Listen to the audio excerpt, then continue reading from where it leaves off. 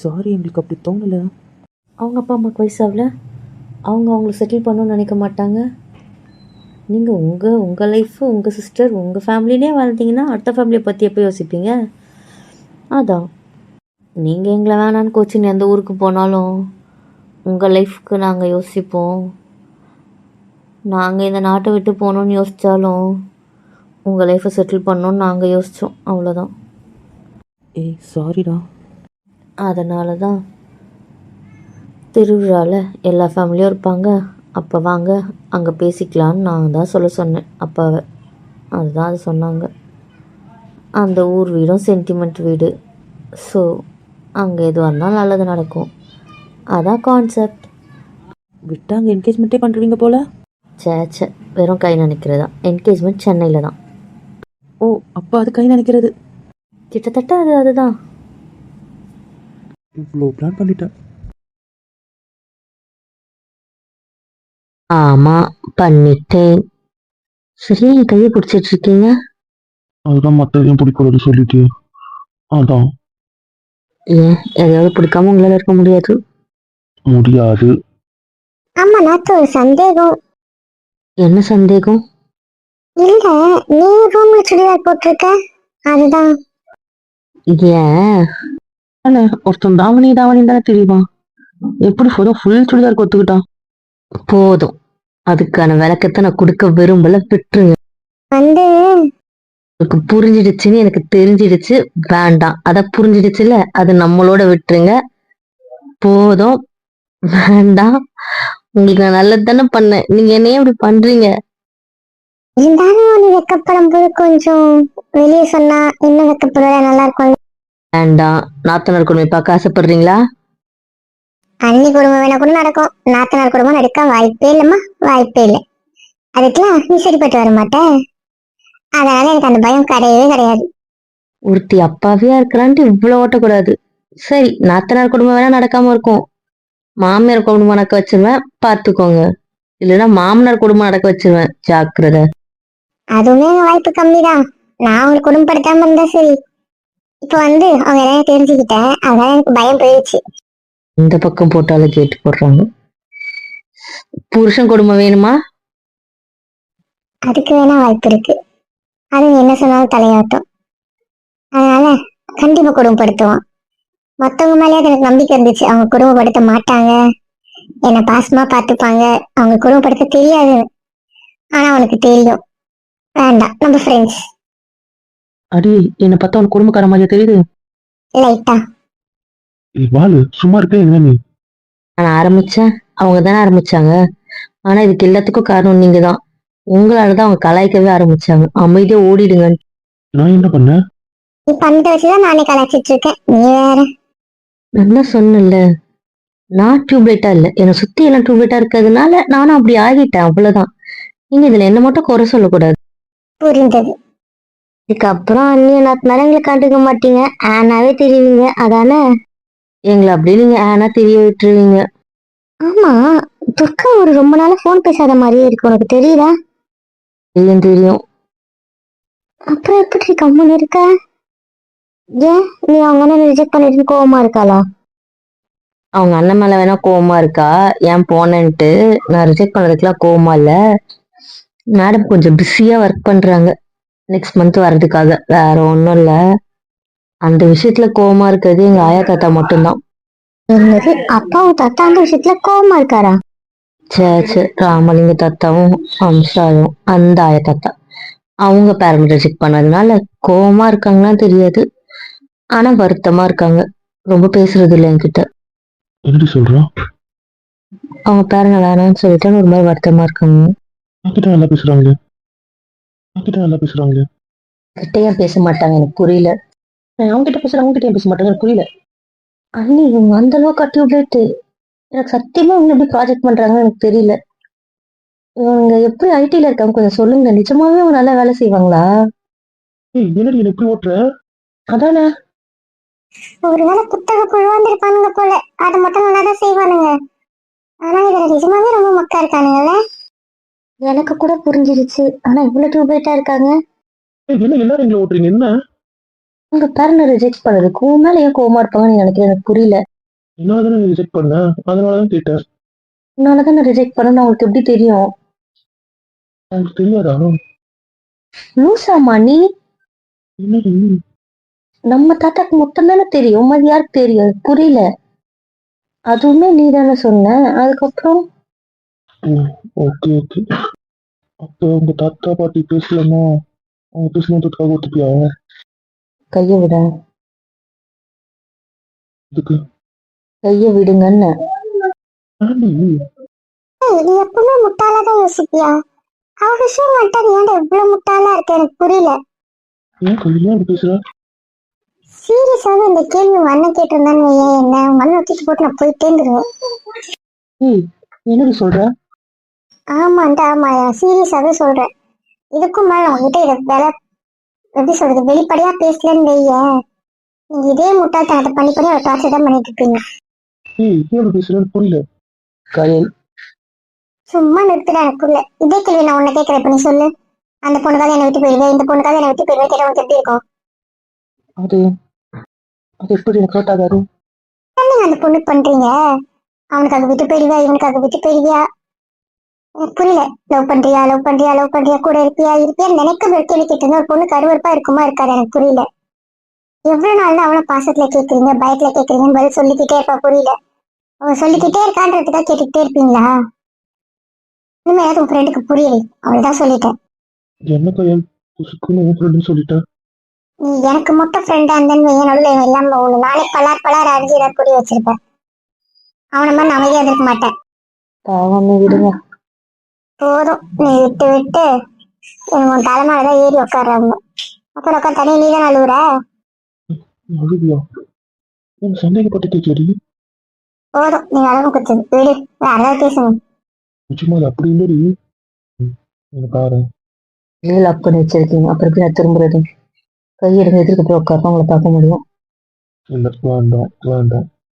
சத்தியமா சந்தேகப்பட்டது மேம். உன்கிட்ட கேட்கும்போது நீ ஆமான்னு சொல்லும்போது எனக்கு ஒரு சந்தோஷம். அது மட்டும்தான் வேற எதுவுமே பாருங்க. மற்றபடி ப்ளீஸ்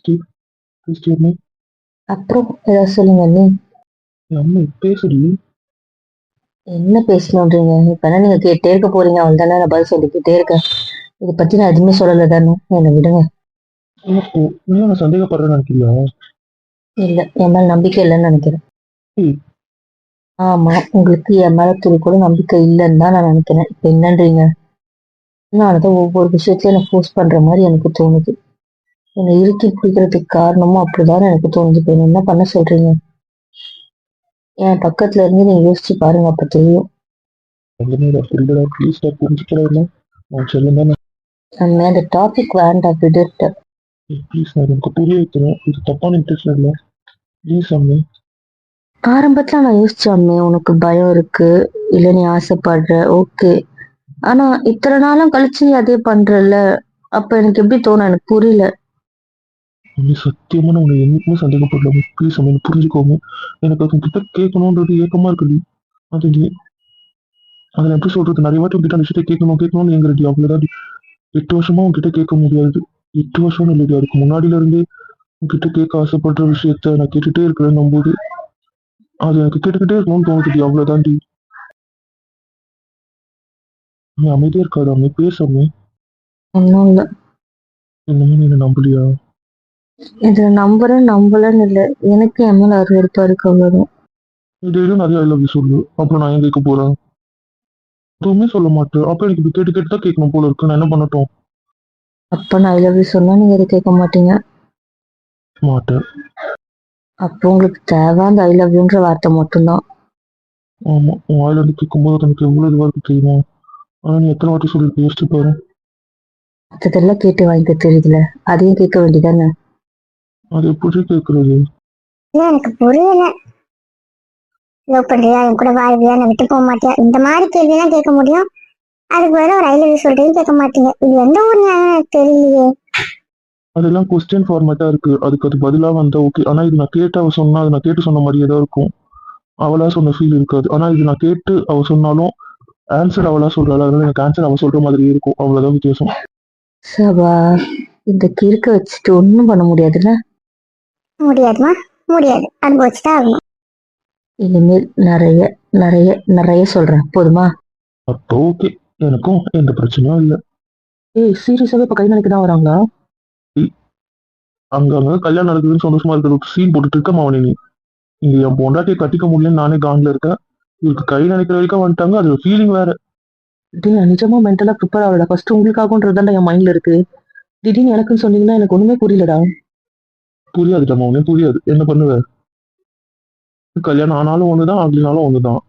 இருந்தாலும் உனக்குலாம் ஆகுது பாரு. இதெல்லாம் நினைக்கும் போது தான் ஏ, இப்ப ஒரு வைத்தறிச்ச ஏ, சும்மாடி அவங்க இருப்பிட்டு இருக்காங்க.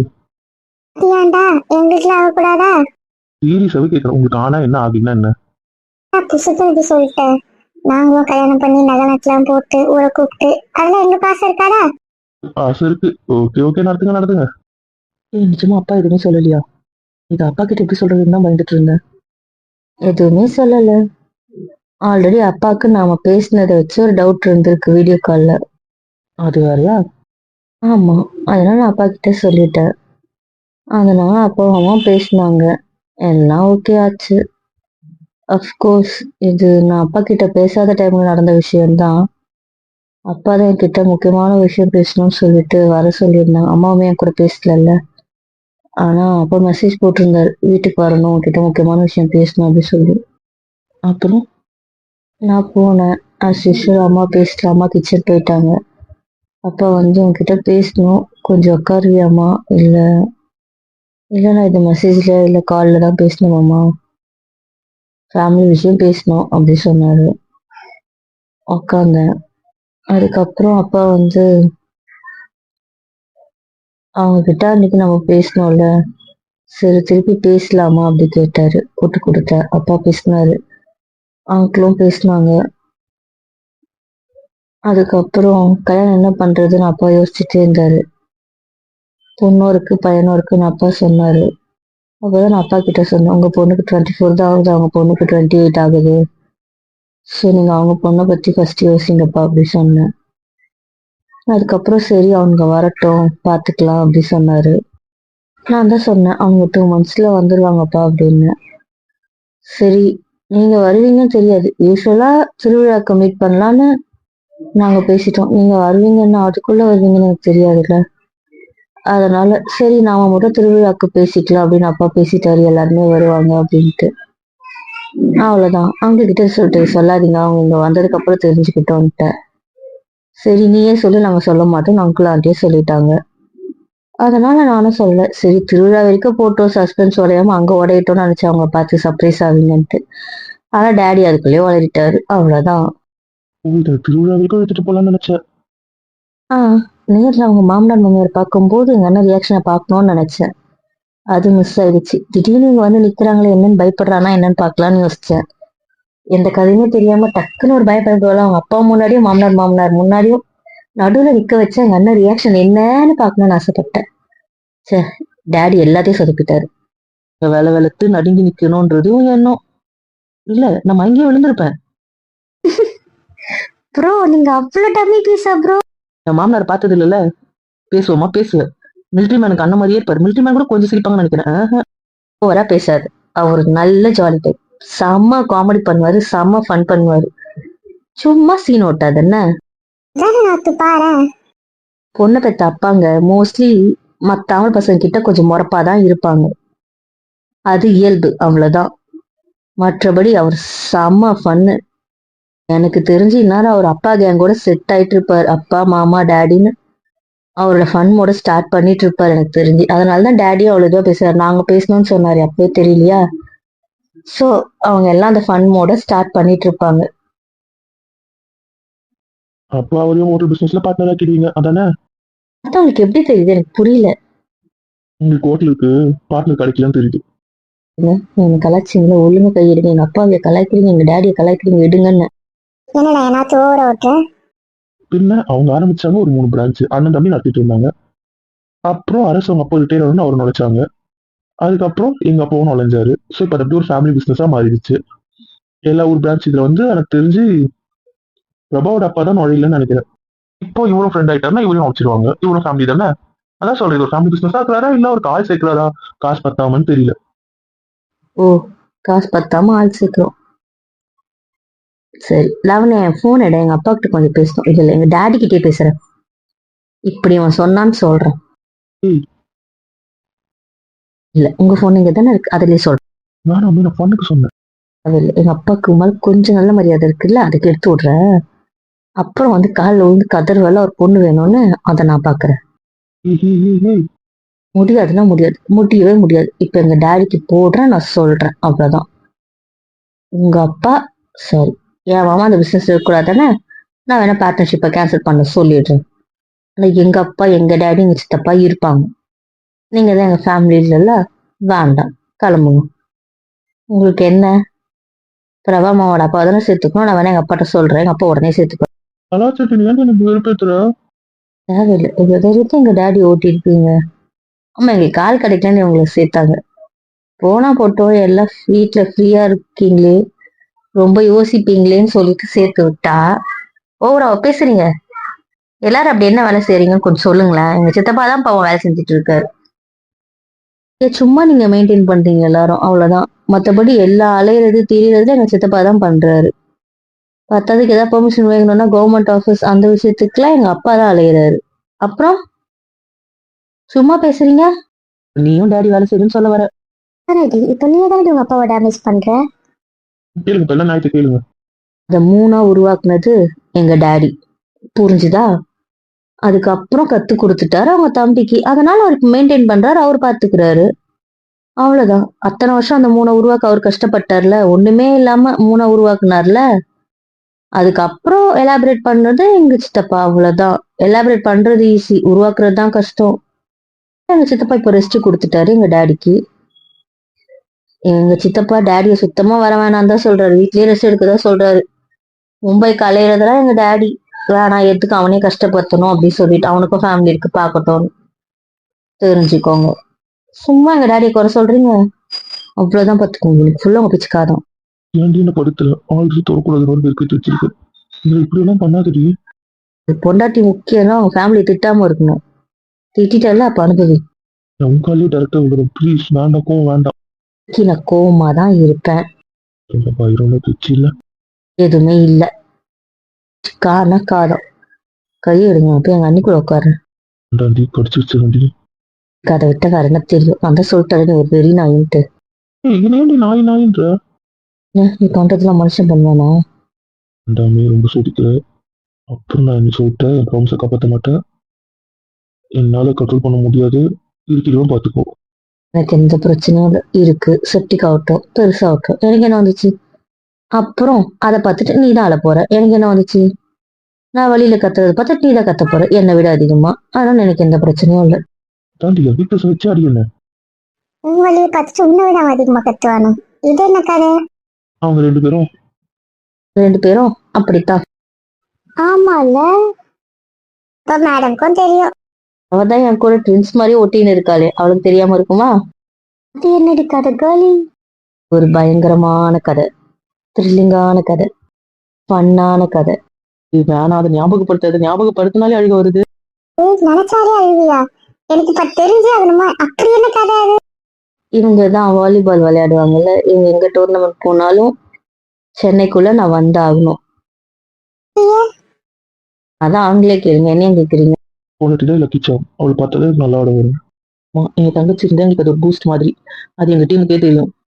அவ வரலன்னு தெரிஞ்சாலும் அப்ப இன்னைக்கு நீங்க ஒழுங்கா ஆட மாட்டீங்க அப்படின்னு சொல்ற அளவுக்கு நான் பாத்துக்கோங்க. ஆமா ஆமா, அதனால என்ன எழுத்துன்னு தெரியவா?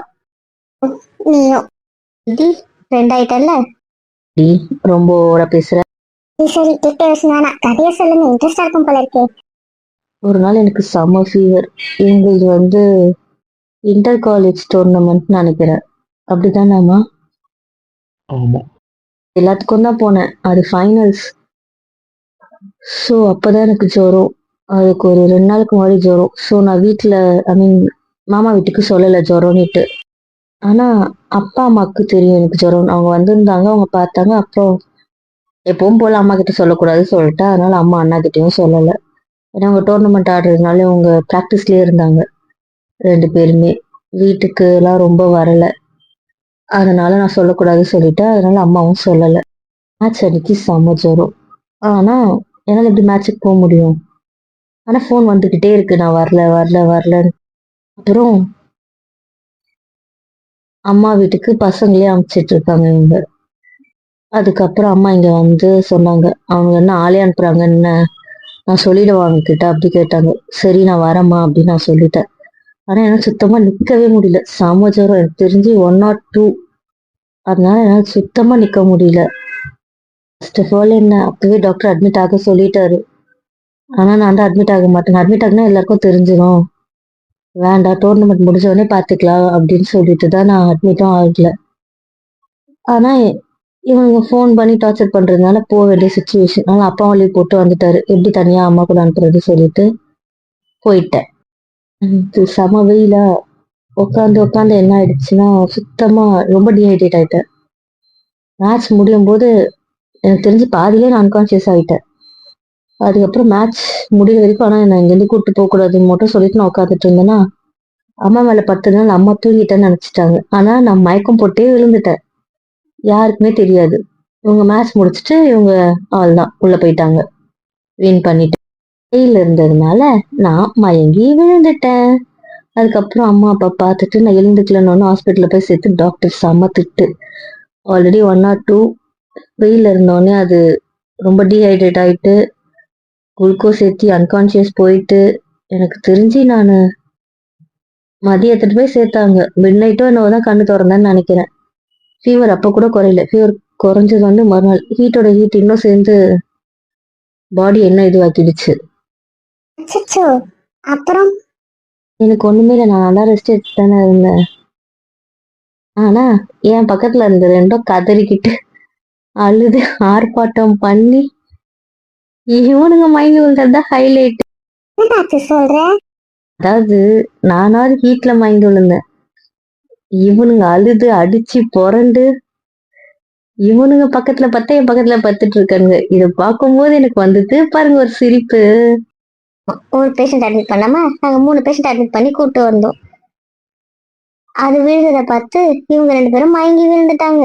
அழுது அழுது ஒருத்தராவது அழுதாரு, இன்னொருத்தர் அழ கூட இல்ல. அதை அப்படி பார்த்தோடனே மயங்கி விழுந்துட்டாரு. அதாவது அவங்களுக்கு அங்க அவன் உயிரோடவே இல்லைன்ற மாதிரி தாட் வந்து அவர் மயங்கி விழுந்துட்டாரு.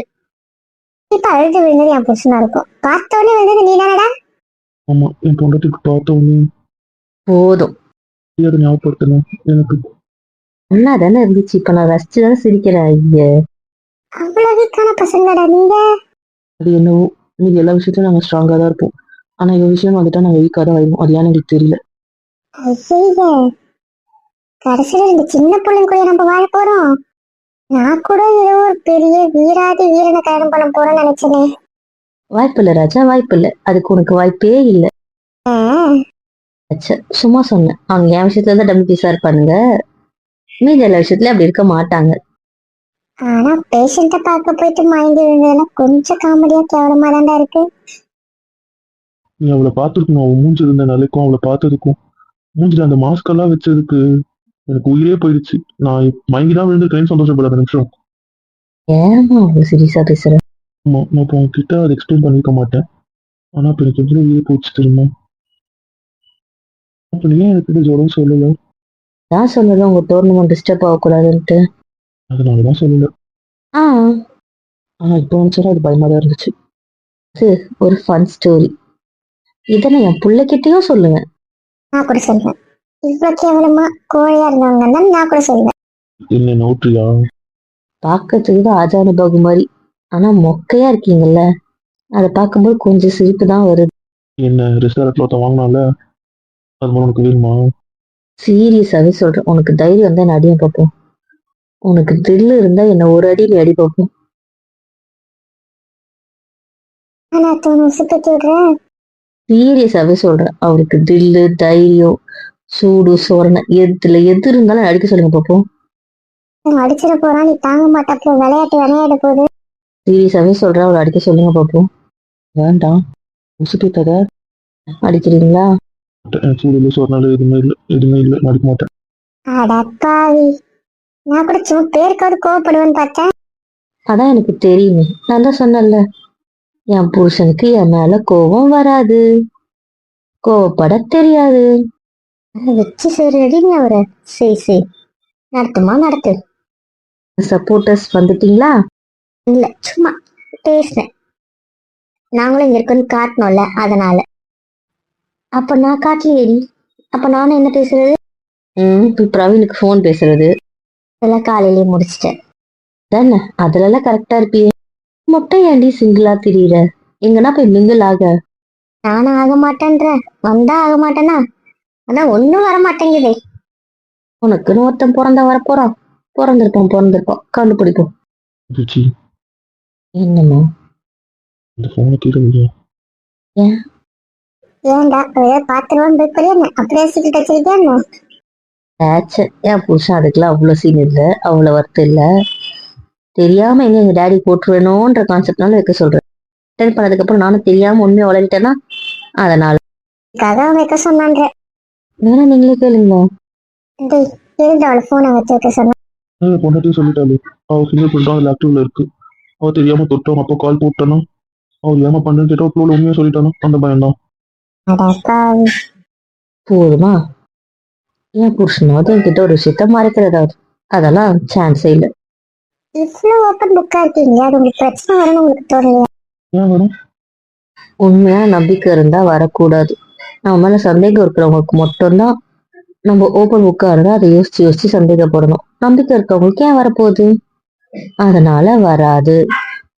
ஓகே பரவாயில்ல.